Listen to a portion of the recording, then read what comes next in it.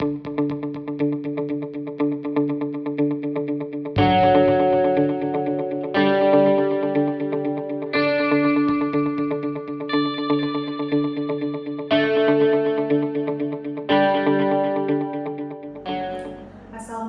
warahmatullahi wabarakatuh. Selamat siang dan salam sejahtera bagi kita semua. Perkenalkan, nama saya Nurmaya Sari STMSC. Saat ini saya adalah dosen tetap Diploma 1 pada program studi Eko Wisata Bahari Akademi Komunitas Kelautan dan Perikanan Wakatobi. Saya diangkat sebagai dosen tetap PNS berdasarkan keputusan MENKP nomor 198-330-330-Romawi 2-2019. Spesifikasi keilmuan saya adalah kepariwisataan, pengelolaan destinasi, kepemanduan, dan manajemen perjalanan wisata. Pada kesempatan ini, saya akan membawakan mata kuliah kepemanduan ekowisata bahari, yang mana mata kuliah ini merupakan mata kuliah wajib program studi ekowisata bahari pada semester genap. Kode mata kuliah ini adalah MPM.3.1.18.2.3 dengan bobot 3 SKS, 1 SKS teori, dan 2 SKS praktek. Adapun deskripsi mata kuliah kepemanduan ekowisata bahari membahas tentang teknik pemandu wisata yang berorientasi pada pelestarian alam serta menjaga budaya dan kearifan lokal. Mata kuliah ini merupakan lanjutan dari ilmu pengetahuan manajemen perjalanan wisata dan pelayanan prima pada semester ganjil. Adapun pokok bahasan mata kuliah, yang pertama adalah pengantar pemandu ekowisata, kemudian selanjutnya dampak negatif aktivitas wisata, selanjutnya prinsip-prinsip pengurangan dampak negatif terhadap sosial budaya dan sumber daya alam, selanjutnya penerapan prinsip-prinsip ekowisata dalam pemanduan, selanjutnya narasi storyline ekowisata, selanjutnya paket wisata disertai interpretasi pemandu objek wisata, kemudian narasi storyline objek ekowisata dengan prinsip pengurangan dampak negatif aktivitas wisata, kemudian prinsip-prinsip serta pengetahuan terbaru tentang konservasi alam dalam kegiatan pemanduan, kemudian hubungan antara penerapan prinsip-prinsip ekowisata secara konsisten sesuai dengan kebutuhan wisatawan, kemudian etika berwisata yang tidak merusak biota lain, hingga pada hasil laporan kepemanduan. Kemudian untuk capaian pembelajaran mata kuliah ini adalah yang pertama, menguraikan prinsip meminimalkan dampak negatif aktivitas wisata. Kemudian yang kedua, mengonsepkan storyline yang dikaitkan dengan objek-objek wisata yang ada pada paket wisata. Kemudian yang ketiga, mendemonstrasikan pengetahuan ekowisata dalam kegiatan kepemanduan. Dan yang terakhir adalah mendemonstrasikan kegiatan kepemanduan ekowisata.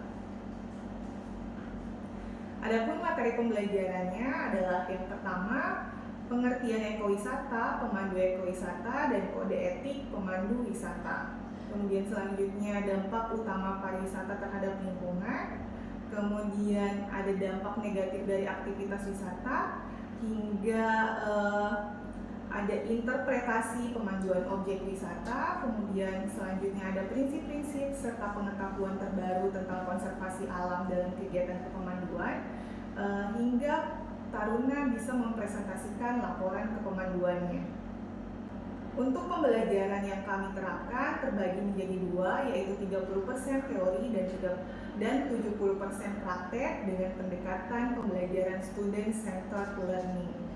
Dalam melaksanakan pembelajaran, saya menerapkan beberapa metode pembelajaran. Yang pertama adalah metode ceramah, yang mana saya memberikan materi pembelajaran secara lisan kepada peserta didik. Di sini biasanya saya menggunakan paparan presentasi maupun video bahan ajar yang saya share melalui YouTube. Kemudian yang kedua, diskusi. Nah, diskusi di sini saya membuka komunikasi dua arah dengan peserta didik, yaitu mengajak mereka untuk bertukar pikiran mengenai topik yang sedang dipelajari, sehingga peserta didik dapat lebih mendalami materi. Kemudian yang ketiga adalah observasi lapang, di mana peserta didik saya ajak untuk mengamati dan berkunjung langsung ke objek wisata untuk memahami dan mencocokkan antara teori yang didapatkan di kelas dengan kondisi yang ada di lapangan. Selain itu, mengingat Wakatobi adalah salah satu destinasi prioritas di Indonesia yang terkenal dengan potensi daya tarik baharinya, sehingga menjadi sumber pembelajaran yang akan memberikan pengalaman nyata kepada peserta didik. Kemudian yang terakhir adalah praktikum, di mana peserta didik akan melakukan kegiatan praktis untuk mengaplikasikan teori yang telah dipelajari sebelumnya. Praktikum ini dilakukan di lapangan atau objek wisata secara langsung, di mana peserta didik akan mempraktekkan langsung kemampuan sebagai seorang pemandu ekowisata. Dalam mengelola pembelajaran, saya menggunakan dan memanfaatkan beberapa teknologi dan aplikasi yang berkembang saat ini. Antara lain, yang pertama adalah aplikasi Zoom yang saya gunakan pada saat masa pandemi untuk pembelajaran daring. Kemudian yang kedua, Google Classroom saya gunakan untuk membantu saya mengelola materi dan penugasan untuk peserta didik, karena hingga saat ini kampus kami belum memiliki LMS mandiri. Kemudian selanjutnya Quizizz, yaitu aplikasi berbasis permainan kuis.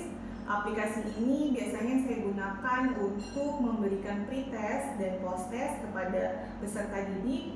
Hal ini bertujuan untuk membuat pengalaman yang berbeda dan lebih menarik daripada mengerjakan kuis di kertas.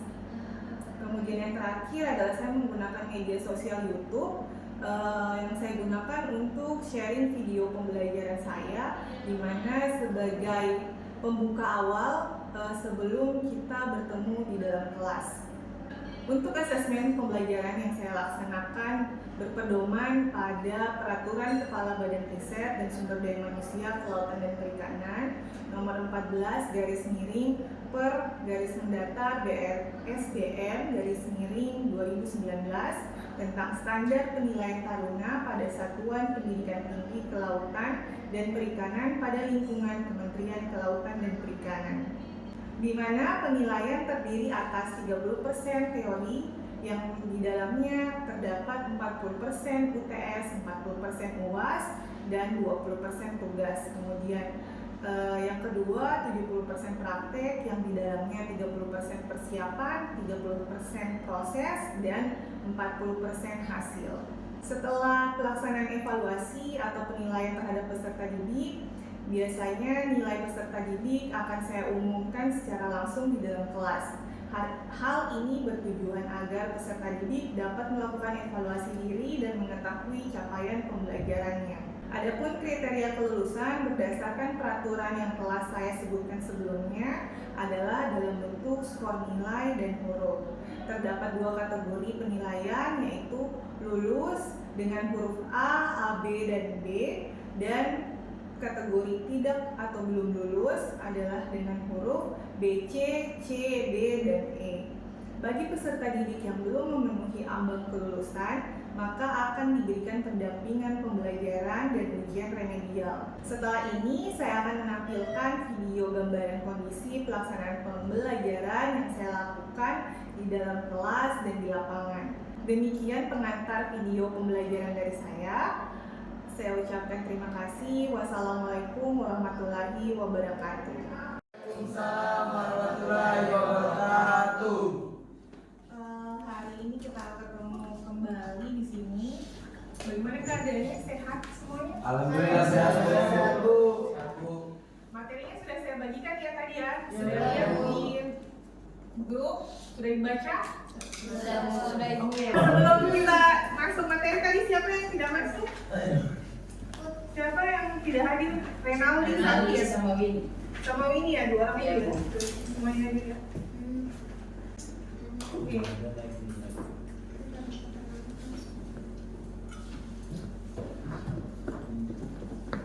Oke, hari ini kita akan belajar mengenai interpretasi dalam pemanduan wisata.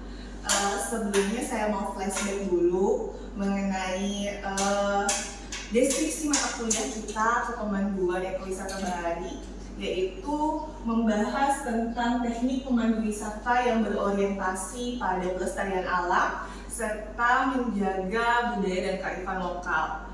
Jadi deskripsi mata kuliah kita itu ya. Kemudian untuk materi hari ini kita akan belajar mengenai interpretasi pemanduan ekowisata. Karena kan sebelumnya kita sudah belajar mengenai storyline, terus paket wisata. Nah hari ini kita belajar mengenai interpretasi. Dengan capaian pembelajaran kita hari ini adalah nanti kalian akan mampu menjelaskan mengenai interpretasi objek wisata. Nah harapannya nanti di akhir kalian bisa mendemonstrasikan interpretasi dalam pemanduan ekowisata itu seperti apa. Oke ya. Tadi sudah saya bagikan ya semua materinya ya. Interpretasi dalam pemanduan ekowisata. Sudah dibaca? Sudah. Oke, sebelum kita masuk ke materinya, kita kuis dulu. Ya Bu. Kurang lebih sama seperti kemarin. Silakan buka kuisis. Sudah?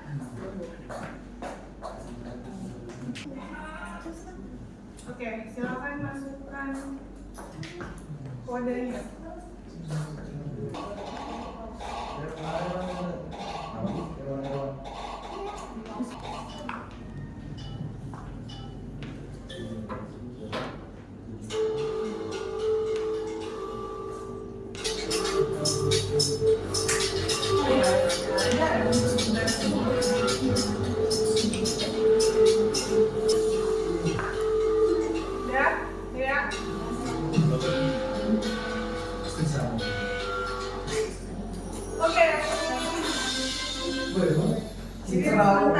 Citra, Erwan, dan Rizky.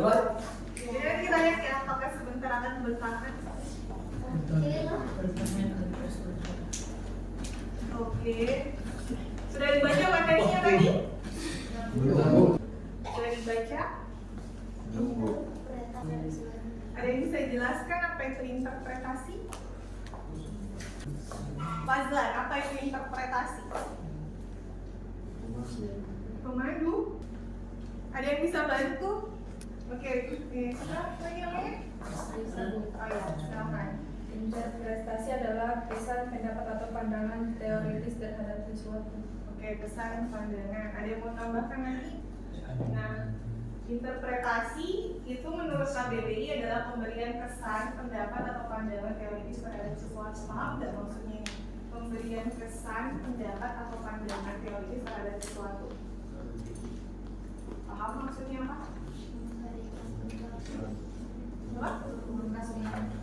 Apa? Kasih besar suaranya, ya? Iya, di dalamnya tentunya ada komunikasi. Pemberian kesan, pendapat. Misalnya nih, kamu ditanya, bagaimana kampus atau kafe itu? Bisa kamu jelaskan nggak? Coba ada yang bisa jelaskan kampus atau kafe itu apa? Apa kampus atau kafe apa? Yang saya tahu, kampus AKKP itu singkatan dari Akademi Komunitas Perikanan dan Kelautan. Yang kelautan dan perikanan. Yang dimana kampus ini memiliki 2 jurusan, ekowisata bahari dan konservasi. Di kampus ini terdapat seperti diving, tempat berpariwisata, dan lain-lain. Kira-kira kalau saya misalnya temanmu tanya, temanmu di luar tanya, kamu kuliah di mana? Di kampus atau kafe? Terus dia dijawab, dia tanya, aku tuh kampus atau kafe? Kamu jelaskan kayak gitu. Kira-kira bagaimana tanggapan teman? Pahamkah dengan yang kamu jelaskan tentang kampus atau kafe?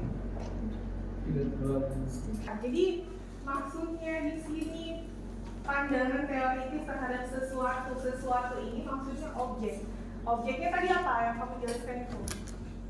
AKKP latar hobi. Nah, sama dengan ketika kalian menjadi pemandu. Misalnya kalian menjadi pemandu di mana? Di pantai. Jadi objeknya pantai. Yang kalian deskripsikan, yang kalian jelaskan ya tentang pantai. Apa tujuannya kalian deskripsikan?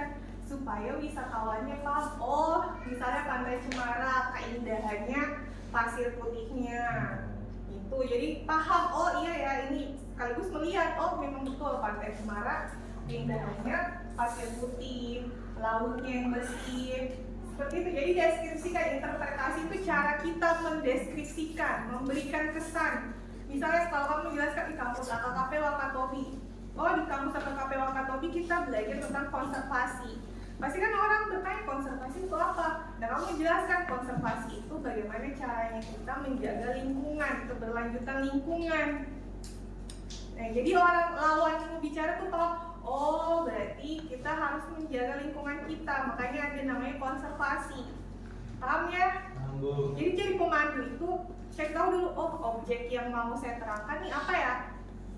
Kira-kira objek ini apa yang bisa saya deskripsikan? Tahu tuh deskripsi, jelaskan, uraikan ke wisatawan atau pengunjung. Paham ya? Ada yang bertanyakan sampai di sini? Jadi interpretasi wisata adalah satu mata rantai komunikasi antara pengunjung dan sumber daya yang ada. Maksudnya pengunjung di sini misalnya saya pengunjung datang tadi ke pantai misalnya Pantai Cemara atau pantai apapun. Terus sumber dayanya apa? Sumber dayanya pantai. Oh, kesan yang saya dapatkan, oh ternyata Pantai Cemara pasirnya putih. Nah nanti dibantu sama si pemandu atau interpreter. Jadi yang aku melakukan interpretasi itu biasanya juga disebut interpreter. Karena interpretasi tidak sebatas hanya di wisata, tapi di semua hal. Kayak seperti sekarang saya sudah menginterpretasikan apa sih sebenarnya pemandu wisata itu seperti apa, menjelaskan. Oke, paham ya? Tapi kalau di dalam dunia wisata, interpreter itu biasanya disebut dengan pemandu wisata, pemandu ekowisata. Jadi yang membantu wisatawan untuk paham, oh objek ini tuh ini daya tariknya. Kan kadang-kadang kita melihat sesuatu kalau tanpa dijelaskan kan kita tidak tahu karakteristiknya apa, ciri khasnya objeknya apa. Jadi dibantu sama si pemandu, oh ini pasir putih yang karakteristiknya seperti ini tidak dapat didapatkan di daerah lain misalnya. Oh di sini kepitingnya beda sama kepiting di pantainya beda dengan kepiting yang ada di sana di luar misalnya di objek yang lain. Seperti itu ya, paham ya? Paham Bu. Jadi ini tadi interpretasi wisata untuk berbagi keindahan, mengungkapkan makna. Tadi dijelaskan pasir putihnya kenapa. Misalnya Wakatobi dikenal dengan surga nyata bawah laut. Apa itu surga nyata bawah laut? Kenapa disebut surga nyata bawah laut? Kenapa? Ada yang tahu penyebabnya? Karena karangnya Bu. Karangnya, ya. Karangnya. Jadi ikan-ikan yang ada di laut Wakatobi itu jarang didapatkan di perairan yang lain. Ya, paham ya? Paham Bu. Jadi udah bisa dong menjelaskan dong, mendeskripsikan sesuatu. Bisa. Nah ini dia tujuan interpretasi, membantu pengunjung dalam mengembangkan apresiasi. Misalnya tadinya dia tidak tertarik misalnya ke Wakatobi, tapi setelah dia mendengar interpretasi penjelasan dari pemandu, oh iya ya ternyata seperti tadinya saya jangankan orang lain saya misalnya.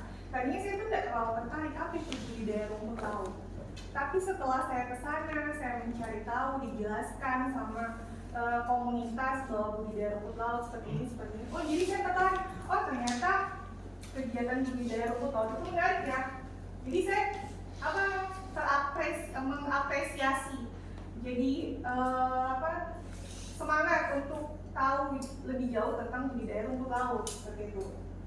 Kemudian tidak sekedar memberikan informasi, tetapi lebih kepada kumpulan seni penyampaian informasi dengan gembira. Jadi maksudnya di sini, ketika kita menjelaskan tentang objek, kita jangan kaku ngomongnya. Oke Bu, kita sudah ada di Pantai Cemara. Di sini kekuatannya ini. Tidak ya. Jadi kalian bagaimana gestur tubuh, bagaimana gaya bahasa. Kayak saya kan menjelaskan ada ekspresinya. Bagaimana seninya saya menjelaskan, seperti itu ya, membawa kalian bagaimana caranya supaya paham dengan apa yang saya jelaskan. Paham ya? Ada yang mau ditanyakan? Meningkatkan keuntungan dalam bidang pendapatan ekonomi. Maksudnya ketika si wisatawan ini mengapresiasi terus tertarik dengan objek yang kita pandu atau kita interpretasikan, tentunya mereka akan sukarela mengeluarkan uang lebih banyak untuk mencoba aktivitas-aktivitas yang lain di dalam objek wisata. Kemudian membantu meminimalisir dampak negatif dari kunjungan. Nah, misalnya tadi, kalau kita di pantai kita tidak boleh merusak ekosistem yang ada di situ. Kita tidak boleh ambil biota-biota yang ada di situ karena bagus kita mau bawa pulang ke rumah, itu tidak boleh. Itu kan artinya kita memberitahu kepada wisatawan, ternyata kita berwisata itu untuk mengurangi dampak negatif kita harus melakukan misalnya A, melakukan B, seperti itu. Jadi ada edukasinya lagi, ya, paham ya? Kemudian menggugah pengunjung untuk berpartisipasi sesuai dengan tujuan khusus interpretasi wisata. Nah, karena ini ekowisata, jadinya tadi pengunjungnya tadinya cuma mau refreshing, terus karena lihat di sana, di sana ada hutan mangrove. Kalau kita mau berpartisipasi menanam mangrove, kita harus membayar 1 bibit misalnya 10.000, misalnya seperti itu. Berarti mengunggah partisipasi sesuai dengan tujuan khusus interpretasi wisata. Jadi kita maunya apa? Misalnya, pengunjung yang ke hutan mangrove bagusnya membantu menjaga kelestarian alam. Nah, salah satu contohnya misalnya menanam mangrove sama-sama. Terus membangun interpretasi kepada wisatawan. Bagaimana caranya seorang pemandu wisata membangun interpretasi? Tadi kan sudah ada tujuannya. Yang pertama berfokus pada audiens. Apa yang mereka ketahui, apa yang mereka minati. Misalnya audiens ini maksudnya wisatawan ya. Misalnya wisatawan harus tahu dulu, saya punya wisatawan backgroundnya dari pelajar atau anak sekolah SD, SMP, SMA tentunya beda dong pemahamannya. Kita nggak bisa pakai bahasa kita yang terlalu tinggi untuk anak SD, misalnya istilah-istilah yang terlalu sulit dipahami kita singkirkan. Terus menciptakan suasana dan membangun identitas dan sense of place. Maksudnya apa ini? Ada yang sudah paham identitas dan sense of place. Jadi perasaan kamu mengunjungi tempat itu hanya bisa kamu dapatkan di situ. Nah, itu bisa jadi daya tarik yang kuat untuk satu objek. Jadi si wisatawan hanya bisa merasakan sensasi, misalnya sensasi melihat paus atau melihat lumba-lumba hanya di Wakatobi, kayak gitu. Nah, ini media interpretasi. Yang pertama ada media lunak, organisasi. Maksudnya di sini organisasi. Kemarin kita ke desa lihat kan dia ada organisasi namanya kelompok ekoli. Ya, paham ya? Jadi pemandu, misalnya pemandu itu nggak bisa berdiri sendiri dong.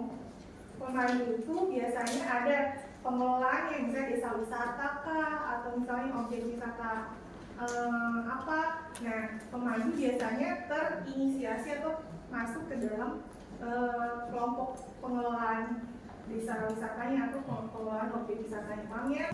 Tenaga atau sumber daya manusia, maksudnya di sini adalah pemandunya. Kemudian peraturan maksudnya di sini apa yang peraturan di dalam objeknya, apa yang bisa dilakukan, apa yang tidak boleh, gitu. Media interpretasi yang kedua, media kelas.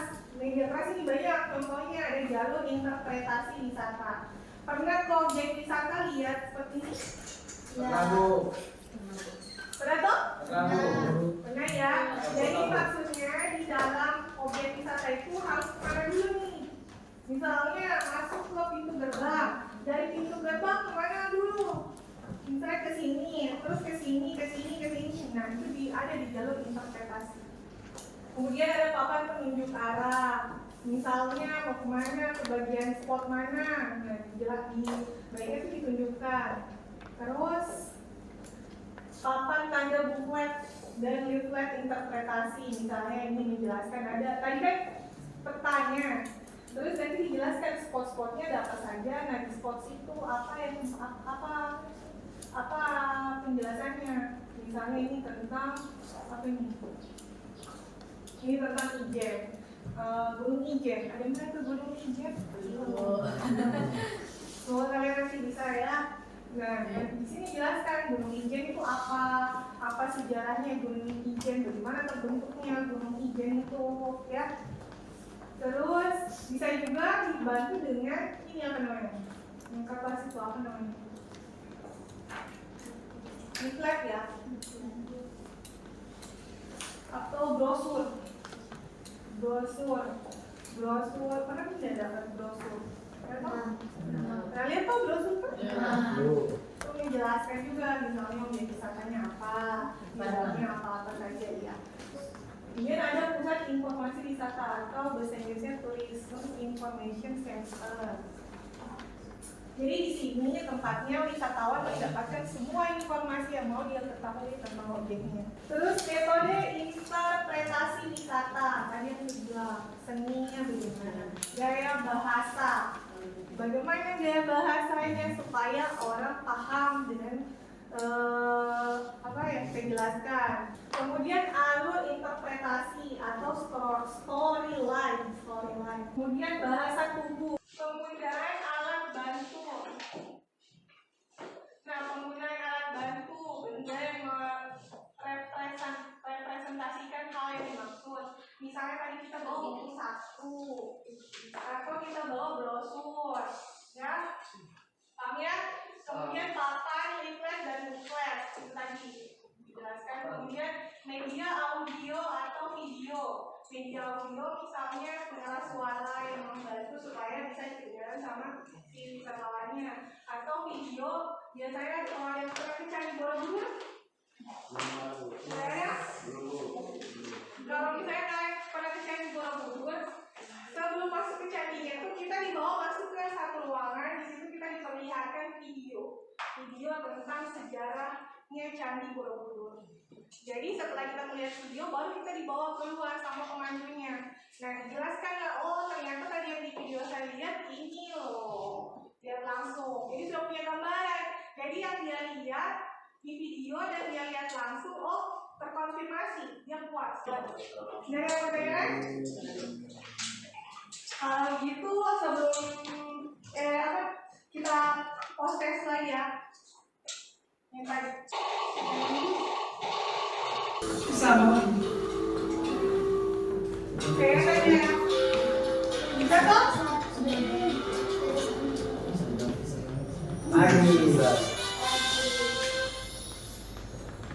Baik. Baik kakak. Jadinya ya. Biasa. Jadi yang pemenang pertama tuh Adista, yang kedua Citra, yang ketiga Larasati. Oke, sampai di sini ada yang mau tanyakan sebelum kita akhiri pertemuan kita ini. Udah paham ya semua ya? Oke, kalau tidak ada, saya akhiri pertemuan hari ini. Kalau sudah tidak ada, silakan keluar kelasnya. Atau siapkan.